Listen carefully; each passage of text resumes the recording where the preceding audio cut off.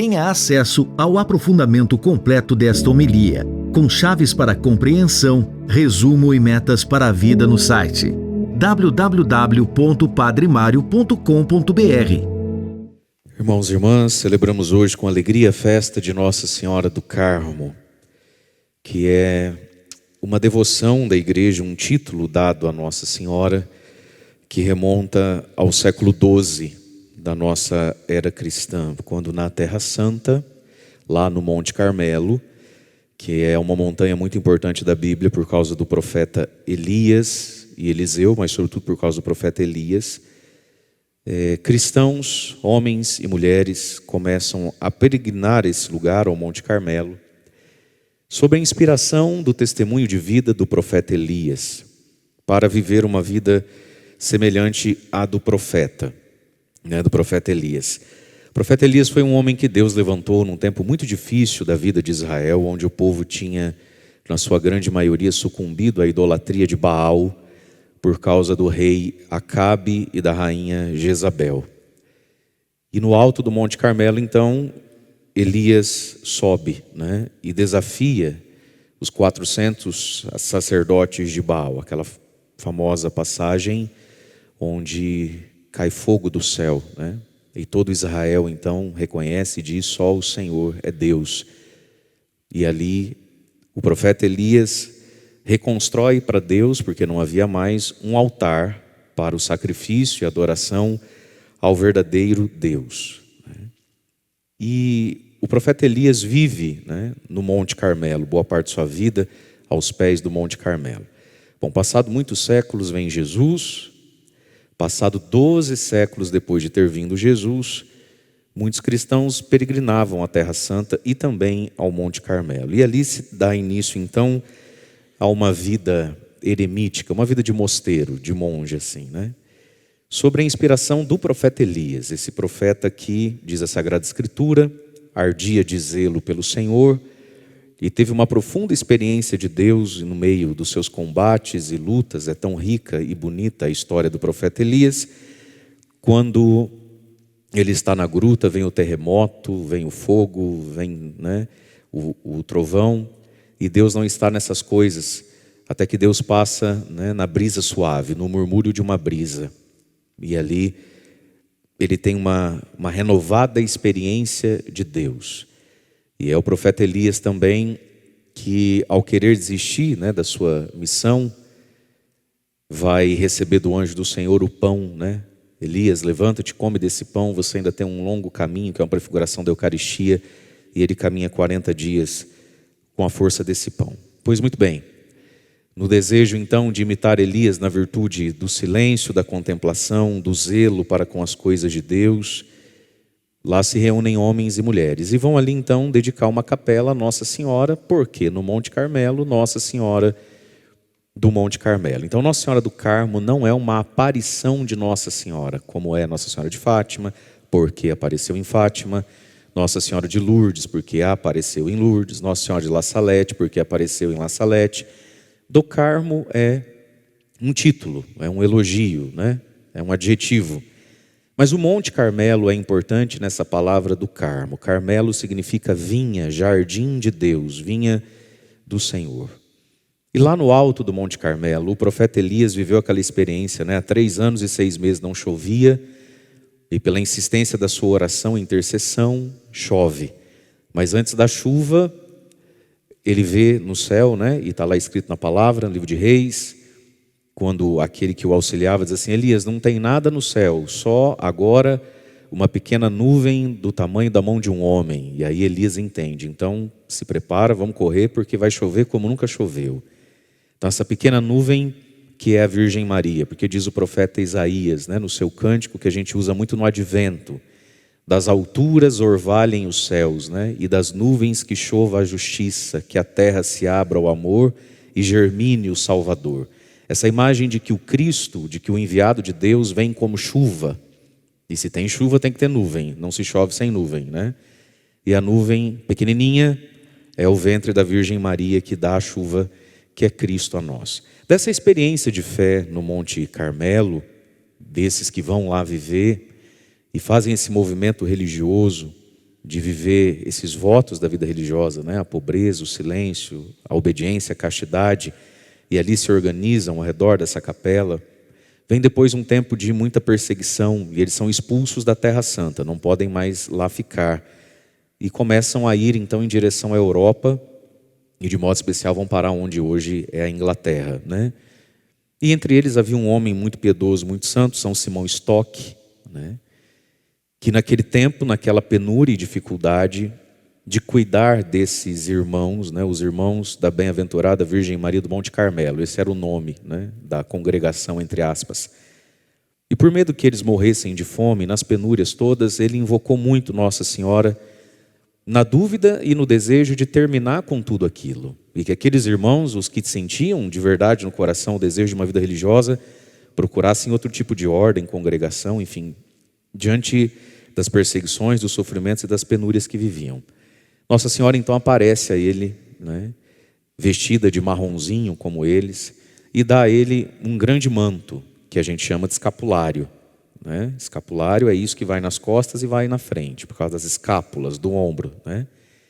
E ela faz então a promessa a ele de que ela era a mãe deles, iria cuidar deles, enfim, que as coisas iam se encaminhar. E desse escapulário, desse pano que o São Simão Stock fica na mão, né? O que faz com isso?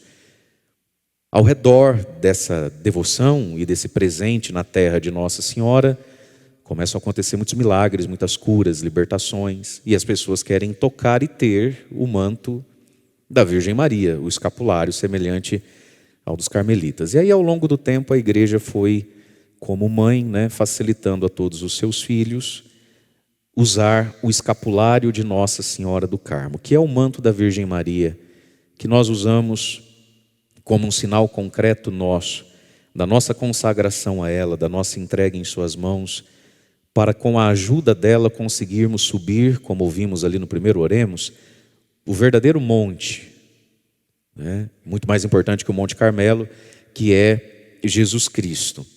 E a igreja então foi facilitando para termos o escapulário, né? Por isso que hoje todos, os que quiserem, podem usar um escapulário.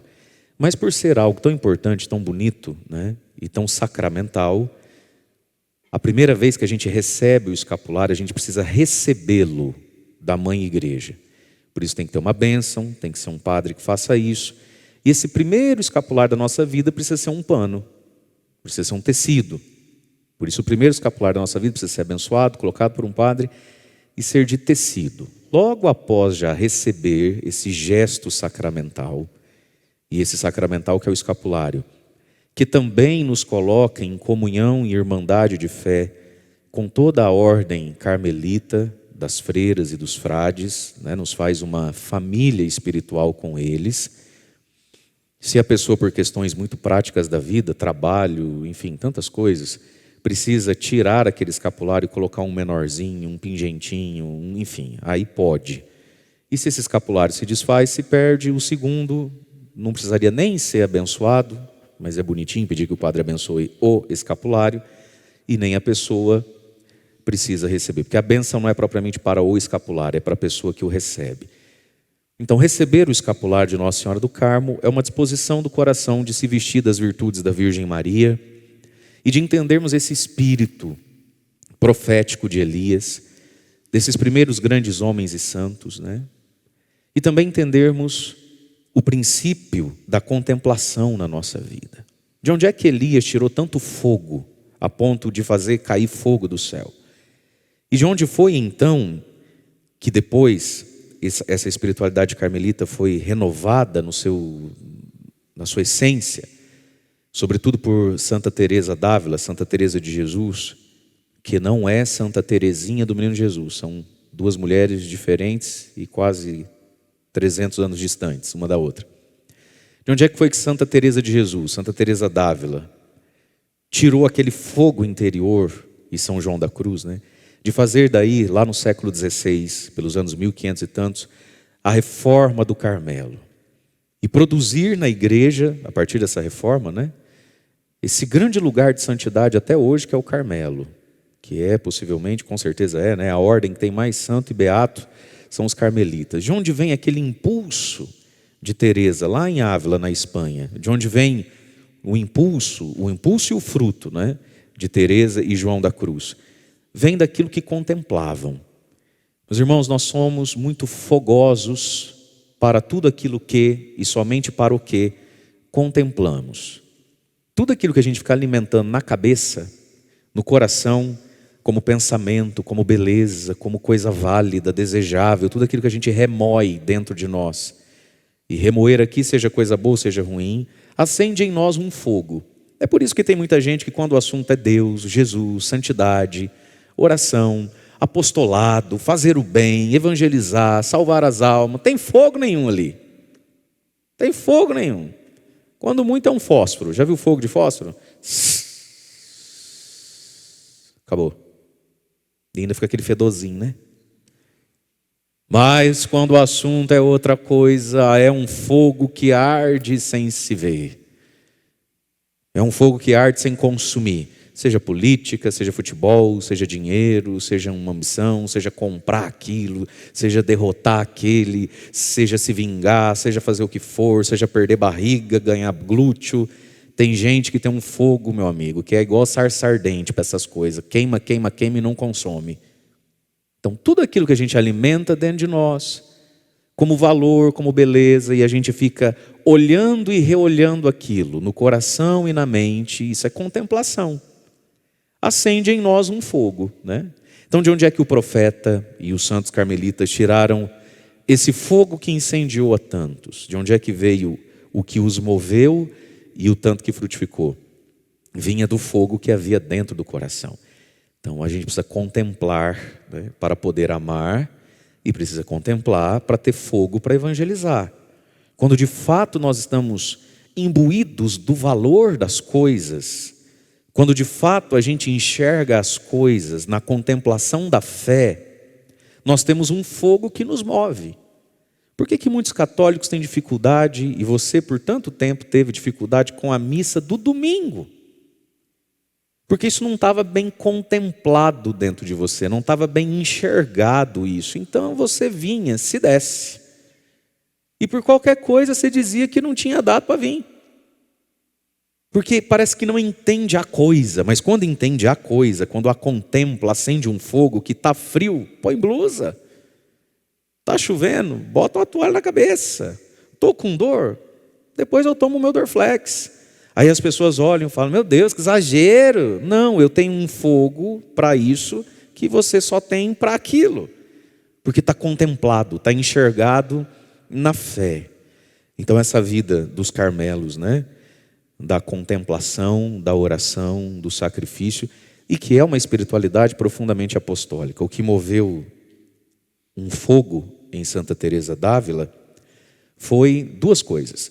Primeiro, resumindo muito tudo, né? Que, ora, vocês tudo têm que trabalhar, nunca vi. Plena terça-feira, né? Jesus amado. Então vamos resumindo que vocês têm que trabalhar. Eu tenho que abençoar o escapulário, ainda fazer a consagração do Nossa Senhora, e você tem que trabalhar. Meu Deus, hein? Pede para ser rico. Fala, Senhor, dá-me minha própria empresa para eu poder chegar às 9. Né? Mas não, aí tem. Ai, Jesus. O que moveu Santa Teresa, num primeiro momento, foi a sua própria busca por Deus, a sua própria espiritualidade. Ela já era freira há muitos e muitos anos, já tinha lá seus 20 e tantos anos de Carmelo, e vivia uma vida boa. Ela não era pecadora, mas não vivia a vida que podia viver ali dentro. E ela sente os apelos de Deus, né? De viver aquilo de um modo muito mais coerente, radical e profundo, sair daquele grande Carmelo. E ela começa o primeiro Carmelo dela lá em Ávila, numa extrema pobreza, né? Ela e mais 11 irmãs. Mas ao mesmo tempo, nessa experiência que ela vinha fazendo dela mesma, que está toda ela relatada num livro dela chamado Livro da Vida, né? E que se você comprar e desanimar pelo tamanho dele, da leitura dele como um todo, só as primeiras 40 páginas ali, nem isso, já resolvia a sua vida para sempre. Chama o Livro da Vida, Santa Teresa d'Ávila. Pronto. Ao mesmo tempo que ela está nesse processo dela, do coração dela, ela tem notícias de tudo que está acontecendo com a igreja. Santa Teresa d'Ávila e São João da Cruz estão nos dias e nos anos daquilo que se convencionou chamar da reforma protestante. Mas se a gente quisesse, por que não? Da revolta protestante, né? e do estrago que isso foi fazendo na cristandade, nas nações. E aquilo acendeu nela um fogo. Um fogo porque ela enxergava direito as coisas, ela enxergava direito a verdade das coisas, a beleza das coisas. E ela ficou profundamente comovida de saber que da noite para o dia, na canetada de muitos reis, por tantas questões da história, né, países inteiros, da noite para o dia, amanhecia sem ser católico. E sem ter missa, sem ter sacramento. E amanheciam calvinistas, luteranos e coisas desse tipo. E ela enxergava isso com um olhar para além da política, da sociologia, dessas coisas. E aquilo ardeu nela um zelo, né, pela igreja, pelos povos, pelas almas. E como diz ela mesma, deixou escrito, né, e sendo eu mulher, vírgula, e tão má, olha como o santo se enxerga, né? Ela já era santa, e sendo eu tão má, né, tão sem virtudes. Mas ela diz, sendo eu mulher, porque naquela época a mulher não podia nem falar, né? Pensei o que poderia fazer para amenizar no coração de Jesus tão grande mal. E nem que fosse para salvar uma alma, o que poderia eu fazer? E ela acreditou, graças a Deus acreditou, né? Porque enxergava na fé, que se ela se reunisse com algumas irmãs num lugar para viver a radicalidade da vida religiosa, ela poderia ajudar a salvar o mundo, rezando, sofrendo, se sacrificando e amando quem estivesse do lado dela e gastando ali a vida dela por Cristo. Foi isso que ela fez, São João da Cruz fez. Então, dentro dessa espiritualidade que é profundamente orante e que produziu tão grandes místicos, como foi Santa Teresa de Jesus, né? Santos assim de uma altura e de uma comunhão espiritual com Deus que trazia o céu para a terra, havia um profundo senso de apostolado, de evangelização, né? Por isso que entre eles, as mulheres, né, as irmãs são de vida de clausura, contemplativa, e os homens não, né, os frades não, São João da Cruz e seus frades não, para poder evangelizar. E tudo isso, meus irmãos, chegou até nós depois, né, chega até nós hoje, por tantos santos e santas que deram a vida por Cristo através dessa espiritualidade e amparados pelo escapulário de Nossa Senhora. Nossa Senhora é mãe, é mestra, é intercessora e é protetora. É assim que nós olhamos para a Virgem Maria: mãe, mestra, intercessora e protetora. A Virgem Maria tem poder de proteção sobre nós. E por óbvio, um escapulário não é uma mágica, não é amuleto, é a expressão de uma fé, né? E Nossa Senhora fez a São Simão Stock a promessa do primeiro sábado: aqueles que fossem devotos dela, usassem o escapulário, né, e buscassem por óbvio a coerência da fé, assim que morressem, no primeiro sábado após a morte, ela já vinha buscar no purgatório, né? Então, se você tiver notícia, ou deixe informado a sua família aí.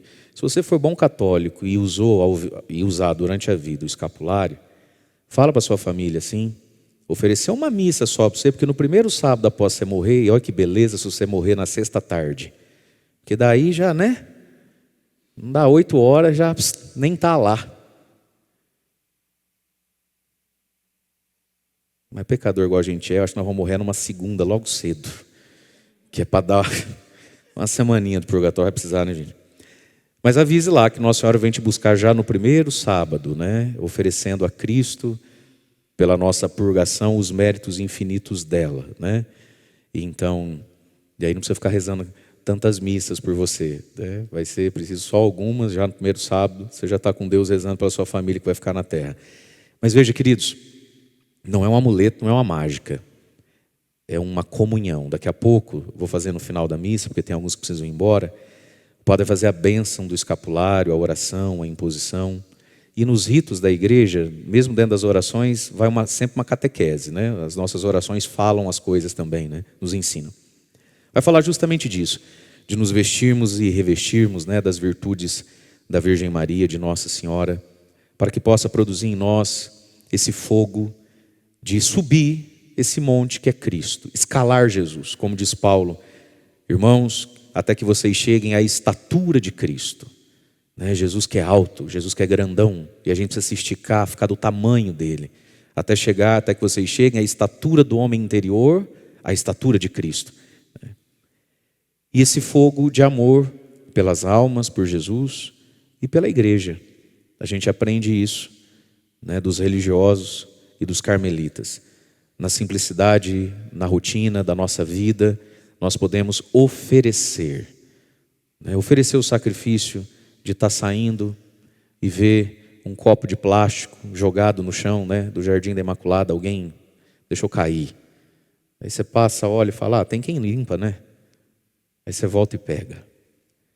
E aquilo, às vezes, você está com uma dorzinha aqui na lombar, coisa assim, e você oferece aquilo.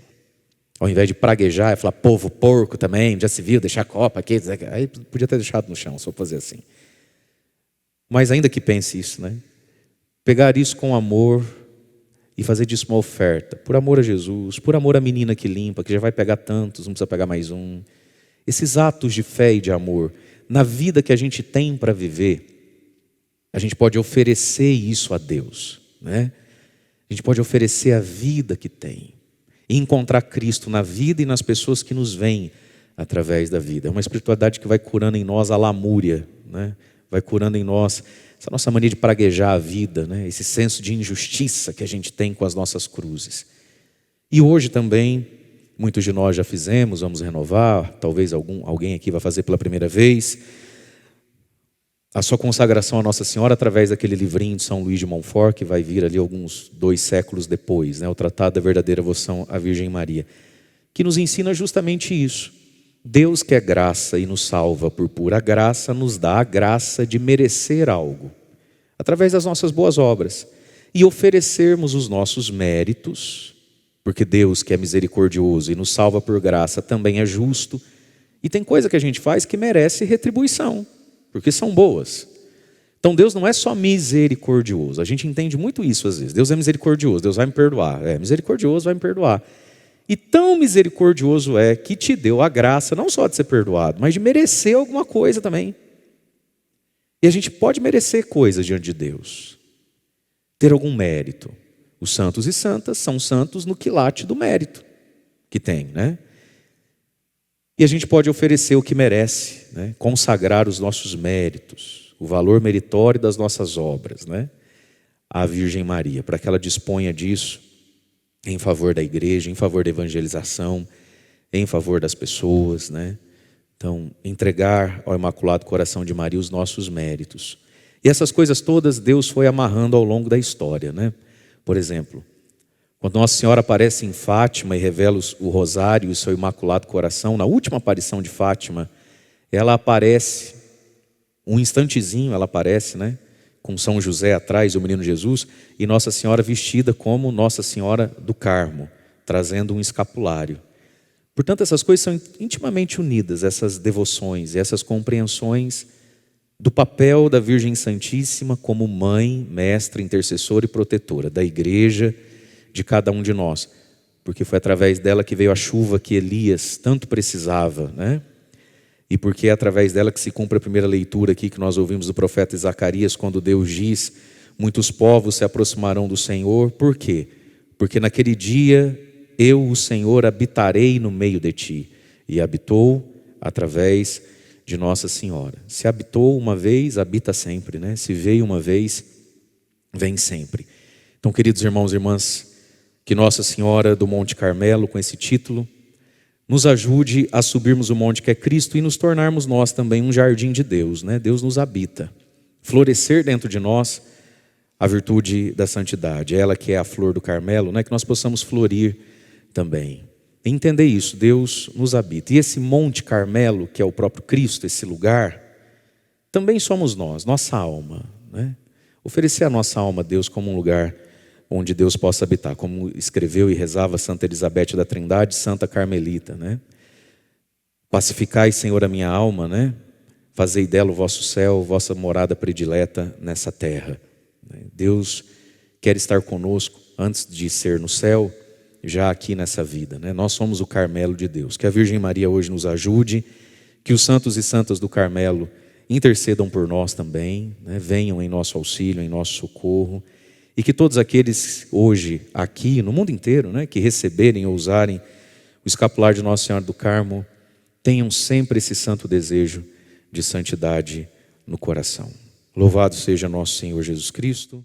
Agora que você já assistiu, você pode ter acesso ao aprofundamento, ensinamentos práticos e as metas para a vida a partir dessa homilia. Acesse www.padremario.com.br.